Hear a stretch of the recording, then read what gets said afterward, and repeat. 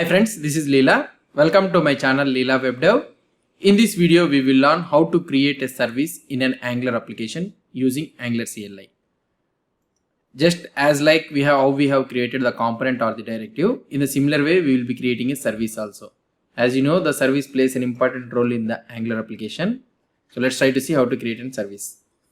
Now for creating a service, the command what we will be trying to do is ng generate service and the service name, something like sales, for example. Let's see.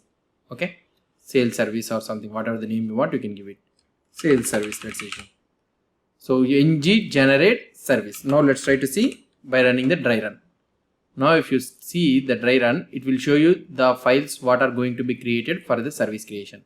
If you try to see here, the file that is going to be created is the app source app sales service.spec.ts and the source app sales service.ts. So one test file is creating and one service file is creating.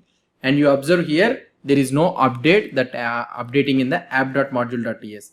Normally in the component or the directive creation, the file reference will be added in the app module, right? But here in the service, that thing will not happen. Let's try to see how to create this one. So for example, if you try to see here, another thing what I want to say is, if you try to see here in the source app, directly in the source app, the two files are going to be created just like the directive.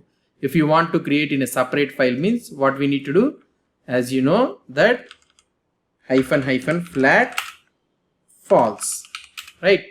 So if you try to press enter, now let's try to see whether it is going to create separate file folder or not. Here if you try to see in the source app, now a separate folder has been created by the name sales-service with the same name what we have given for the service name. So same name is creating, and a spec file and the ts file is created. If you don't want the spec file, the test file to be created, means as we already know, the option that is nothing but -- skip - test, right? So let's try to press -d, enter. Now let's try to see whether only it has to create only the one file only.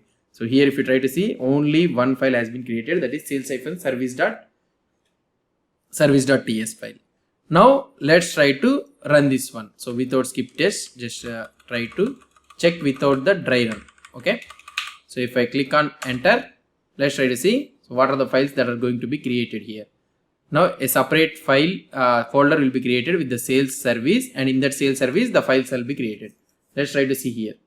In this one, if you try to see here, we are able to see the sales-service folder. In that one, so we are seeing the two files that are, one is the spec file and another one is the ts file.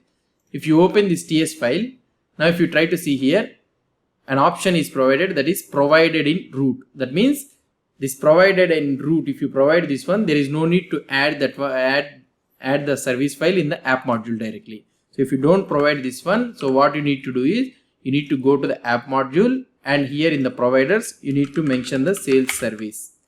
Okay, sales service, something like that. Automatically this one will be imported at the top. So where is that one? Yeah, here it is imported. So like this you need to import. Or otherwise, if you don't want here, means in the Angular CLI, what it will try to do, so directly it will provide you that provided in root. So this is the advantage of using this one. So whenever you create a service, if you mention this one provided in root, there is no need for us to mention in the app module. If you don't provide this one in the injectable, means you need to add it in the here in the app module.